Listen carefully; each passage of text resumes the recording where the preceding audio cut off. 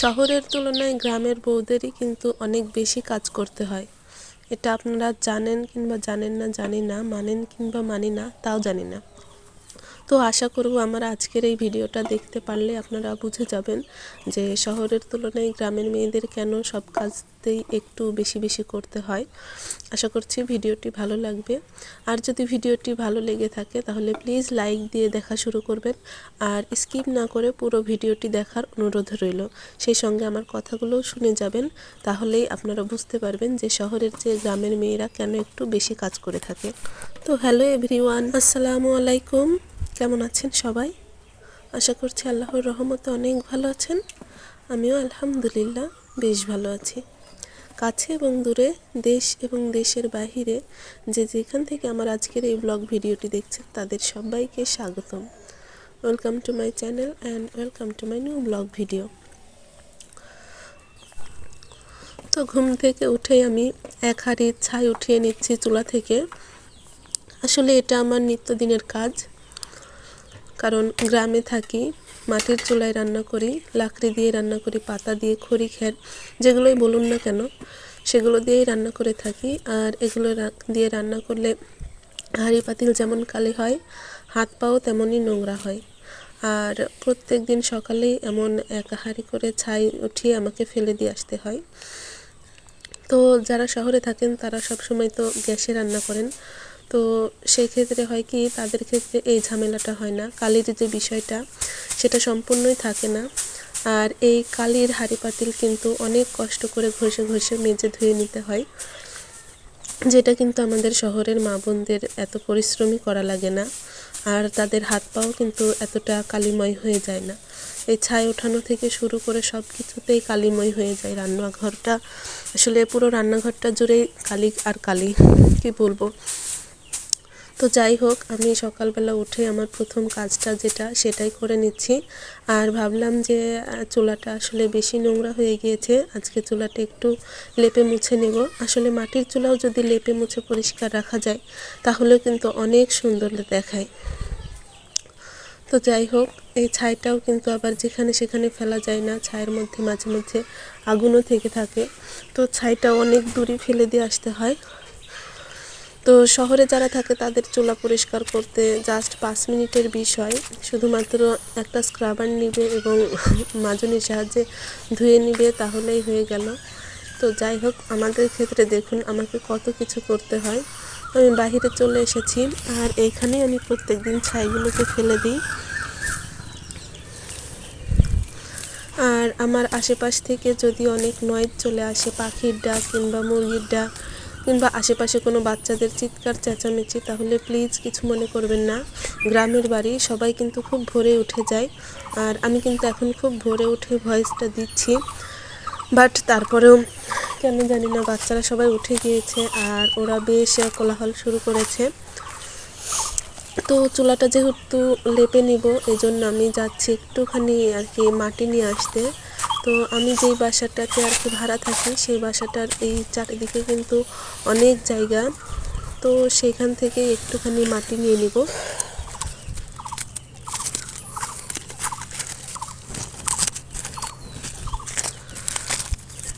আর এই যে গাছের যে পাতাগুলো দেখছেন, ওই পাতাগুলো দিয়েও কিন্তু বেশ সুন্দর রান্না করা যায়, আসলে খড়ির মতো কাজ করে, বাট সাবধানতার সঙ্গে জাল দিতে হয়। আর এটা যখন এই পাতা দিয়ে যখন জাল দিই তখন কিন্তু রান্নাঘর থেকে একদমই বের হওয়া যায় না, এতটাই বিপজ্জনক। তো যাই হোক, দেখুন আমি এই আঁকাটা যে মুছে নেব তার জন্য কত রকমের আর কি নাটক করতে হবে। এখন আমাকে কাদা দিয়ে এটার চারিদিকে মেখে নিতে হবে, তারপরে একটা নুড়ি দিয়ে লেপে দিতে হবে। তো যদিও এটা আধা ঘন্টার কাজ, কিন্তু যদি এটা গ্যাসের চুলা হতো তাহলে কিন্তু এটা জাস্ট 5 মিনিটের কাজই হয়ে যেত। ভিডিওটির এই পর্যন্ত যারা এসেছেন তারা প্লিজ একটা লাইক দিয়ে দিবেন, আর ভালো লাগলে কমেন্ট করে জানাবেন। আর আমার এই চ্যানেলটা কিন্তু একদমই নতুন, তো আশা করছি আপনারা আমার এই চ্যানেলটিতে সাবস্ক্রাইব করে পাশে থেকে যাবেন। আসলে আমরা সবাই যদি সবার পাশে থাকি, নতুনরাও কিন্তু একদিন পুরাতনদের মতো অনেক এগিয়ে যেতে পারবো। তো এই কথাটি বললাম, জানি না কে কে শুনছেন কিংবা কে কে শুনছেন না। সো প্লিজ একটা লাইক দিয়ে দিবেন, তাহলে আমার এই ভিডিওটি অন্যজনের কাছে পৌঁছে দিতে সাহায্য করবে। আসলে গ্রামের এই ভিডিওতে দেখানোর মতো কিছু নেই, বাট তারপরেও যদি আপনারা এটা প্লে করে অন্য একটা কাজ করে নেন তাহলেও কিন্তু আমার বেশ উপকার হয়। আর হ্যাঁ, আমি কিন্তু অনেক আপুদের ব্লগ ভিডিও দেখি এভাবেই, যে ভিডিওটা প্লে করছি বাট আমি আমার মতো একটা কাজ করছি, তাদের কথা শুনছি। আমার খুবই ভালো লাগে তাদের কথাগুলো শুনতে, অনেক উপকারী পেয়ে থাকি। আর দেখুন আমি এখন চুলাটা লেপে নেব, যার কারণে আগে আগে একটুখানি পানি ছিটিয়ে দিচ্ছি, যেন এই কাদাটা আর কি সুন্দর করে চুলাটার গায়ে আটকে যায়। আর তা না হলে শুকনা যেহেতু চুলা, এই পানি না ছিটিয়ে দিলে কিন্তু কাদাটা একদমই লেগে থাকে না গায়ের সাথে, উপর দিকে উঠে আসে।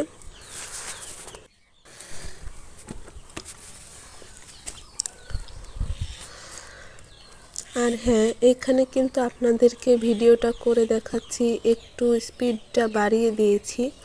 তা না হলে যদি আমি যেই স্পিডে কাজ করছিলাম সেভাবেই যদি আপনাদের দেখাতাম তাহলে কিন্তু আরও অনেক দেরি হয়ে যেত, ভিডিওটা অনেক বড় হয়ে যেত। তো কাজটা করতে আমার আধা ঘন্টা সময় লাগলেও আপনাদেরকে 10 মিনিটের ভিডিওতে আমি অনেক কিছুই করে দেখাচ্ছি।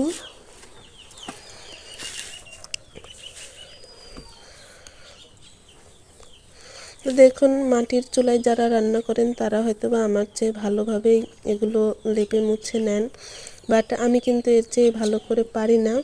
যেটা পারি না সেটা নিয়ে বড়াই করেও লাভ নেই। তো এভাবেই আমি এটা লেপে নিই, আর এরপর একটু নুড়ি দিয়ে ঘষে নেব, তাহলে আমার লেপাটা আর কি দ্রুত হয়ে যাবে। আর আপনারা যারা নতুন আমার চ্যানেলে, আপনাদের যদি কোনো কিছু আর কি ভিডিও আপলোড করে থাকেন কিংবা ব্লগ ভিডিও করে থাকেন, তারাও আমার কমেন্ট বক্সে কমেন্ট করে জানাবেন, আমিও গিয়ে আপনাদের বন্ধু হয়ে আসব।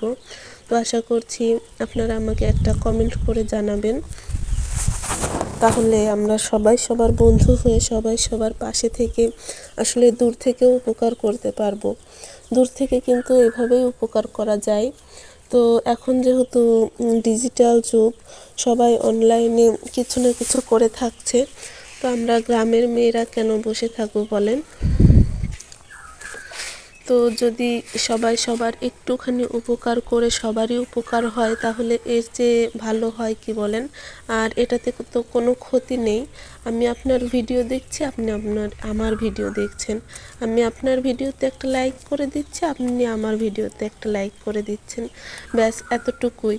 তো সবাই যদি সবার ভিডিওতেই ঠিক এরকম কাজটা করি তাহলে ভিডিওগুলো কিন্তু এমন আরও অনেক লোকের কাছে পৌঁছে দেবেন যারা আমাদের মতো ব্লগ ভিডিও দেখতে পছন্দ করে। আর এখন আমাদের ঘরে বসে ব্লগ ভিডিও করাটাই সবচেয়ে বেস্ট, কারণ ঘরে বসে তো আমরা অন্য কোনো কাজ করতে পারি না। তো সংসারের পাশাপাশি এই কাজটাই কিন্তু সবথেকে বেশি ভালো উপযোগী বলে আমি মনে করি, যার কারণে আমি এই চ্যানেলটা খুলেছি। আই হোপ আপনারা সবাই আমার চ্যানেলের পাশে থাকবেন এবং আমাকে হেল্প করবেন, তাহলে কিন্তু আমিও আপনাদের হেল্প করে আপনাদের পাশে থেকে যাব ইনশাল্লাহ। আর রোজার দিনে কিন্তু সকাল সকালই ঘুম থেকে উঠে পড়তে হয়, তা না হলে দেরি করলে কিন্তু খুব একটা ভালো দেখায় না। তো দেখুন, আপনাদের সঙ্গে কথা বলতে বলতে কিন্তু আমার লেপার কাজটা শেষ হয়ে গিয়েছে। এখন উঠানটা ঝাড়ু দিচ্ছিলাম, তো এর মাঝে বাচ্চারা পড়তে চলে এসেছে। তো যাই হোক, ওদেরকে পড়তে বসে আমি এই বাকি উঠানটুকু এখন ঝাড়ু দিয়ে নিব। আসলে আমি কিন্তু কয়েকটা বাচ্চা পড়াই, তো যার কারণে সময় একটুখানি কমই হয়। তো বাচ্চা পড়ানোটা তো আর হারাম কিছু নয়, আর আমারও মেধার একটুখানি চর্চা হয়। তো এই কারণে আর কি বাসায় শুধু শুধু বসে না থেকে ওদেরকে সময় দিই, প্লাস আমিও কিছু নতুন জানতে পারি। আর আমার কিন্তু বেশ ভালোই লাগে বাচ্চাদের পড়াতে। বিয়ের আগেও আমি অনেক পড়িয়েছি, এখন বিয়ের পরেও পড়াচ্ছি, জানি না কতদিন পড়াতে পারবো। আসলে আমি কিন্তু 7 মাসের প্রেগনেন্ট নিয়েই এত কাজগুলো করছি। তো আপনারা সবাই আমার জন্য দোয়া করবেন।